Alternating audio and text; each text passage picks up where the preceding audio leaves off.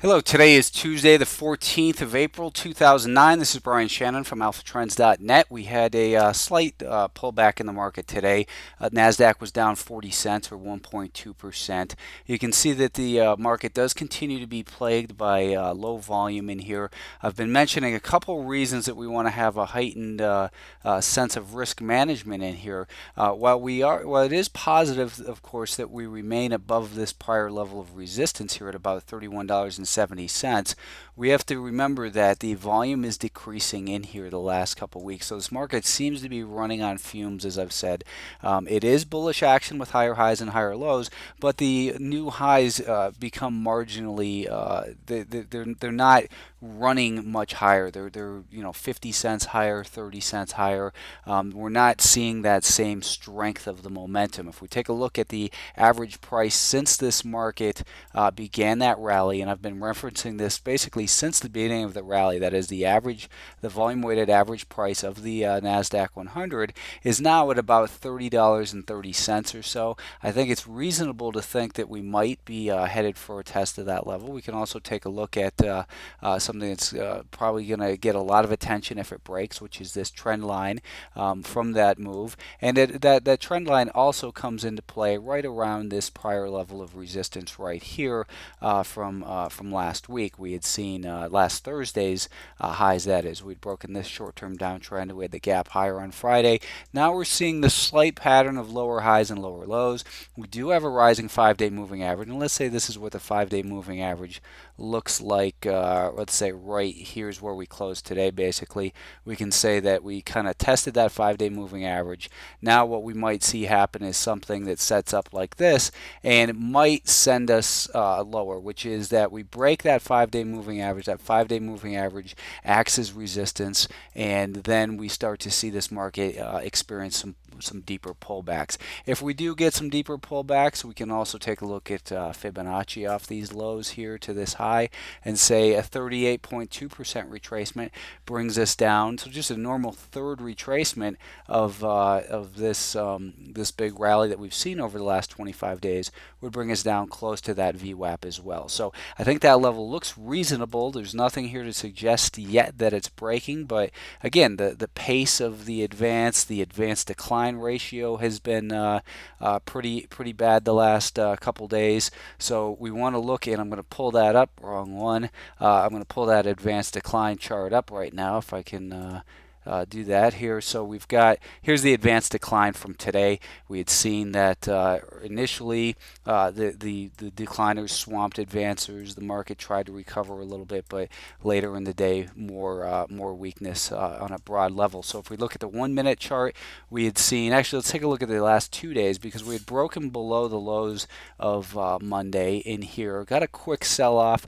Market rallied up, tried to do battle with that area, but basically saw some sellers. We've got a lot of important earnings after the close today as well. That's going to be continue to be a factor here. That it's going to be like walking through a minefield. So be very extra careful. We've seen a lot of these small stocks have these big rallies that really it indicates a lot of times the tail end of a move. It doesn't mean we've seen a high altogether, but it means that things are getting a little too speculative, and sometimes we need to see a pullback when that happens. Goldman Sachs reported yesterday. Monday evening, it closed at about 128 in the after hours, but you can see people reconsidered, and it gapped even lower here this morning and sold off basically all day. When they sell off, when they gap down, when they break on on earnings like that, don't go near them as far as the long side trade. Wait at least until it can get above and maintain above the daily VWAP. You can see the market tried to do that in here as far as Goldman Sachs, but then when it broke those lows, then there was a real nice sell-off. I didn't participate in it, but based on some emails, some of you did catch it. So again, I think we're going to want to look at this trend line breaking and the first level of potential support right there at about 32 42.10 or so, and then we want to look at this Fibonacci and the volume weighted average price since the move basically began. We will take a look at that. Well, we can start here actually. Since the Russell 2000 began its rally, we have an uptrend line here that's been hit on a couple occasions. That's also basically right about where we close. Well, not really. That level brings us down towards about this area is what I meant. What I meant to say, let me back that up, is we closed right on the 5-day moving average. The 5-day moving average hasn't flattened out and turned lower yet, but if it does, then we can look in here at some of the same things, such as Fibonacci from the lows would bring us a 38.2% retracement down to 42.5. That's just above the average price paid since this rally began. We're seeing low volume in the Russell 2000 as well, obviously, and bullishly we're above a rising 10, 20, and 50-day moving average, but we're extended. Even a pullback to the 50-day moving average, I think, would be very healthy for this market. It won't feel good for those who are holding on to their longs too long, but we are in a primary downtrend on the weekly time frame. We've rallied up, quite a bit here, percentage-wise. I don't remember, 20-something%, and to not expect some pullback is really kind of foolish at this point. Let's take a look at the financials. The financials, what I was focusing on in Twitter today was the 3-day VWAP. Basically, why the 3-day VWAP? Well, if you look at when this market broke out past resistance, that widely watched $9.75 level, let's take a look at it since the move began. Since this move began, $9.75 has been an important level of resistance. Last Friday, we broke above that.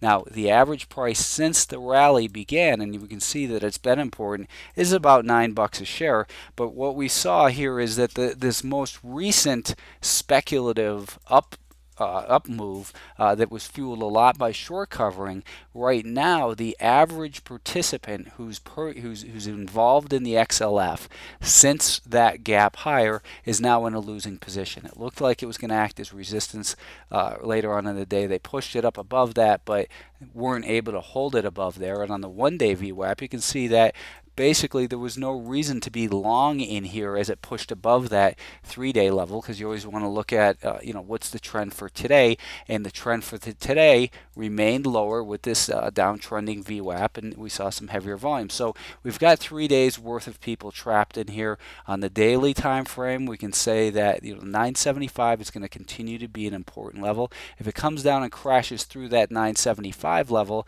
then we've got a bigger issue. We've got the 5-day moving average at 1006. Let's take a look again at this chart, because I think this chart really makes the most sense to look at right now to get our key levels. We've got that 5-day moving average. That's one potential level of support. I wouldn't put much faith in it, but it is advancing. I think the 975 is going to be much more important, and below that, then we've got that VWAP since the move began. We can then take a look at Fibonacci from the lows to the recent high, a 38.2% retracement brings us down to 9.5. A 50% retracement right in the middle there is $9 a share. So reasons to continue to be cautious here. And the S&P 500 today did finish with a loss of $1.48.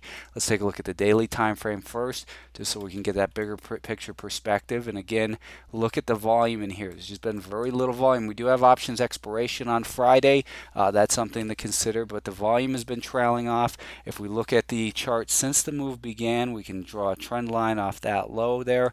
Breaking these trend lines, I think, is going to get a lot of people's attention. So it's something to definitely be aware of. We want to see that 5-day moving average flatten out and begin to turn lower. Then it puts the 80 level into contention, as that is the average price, and we'll see if the buyers defend that or the shorts decide that's where they're going to start to cover.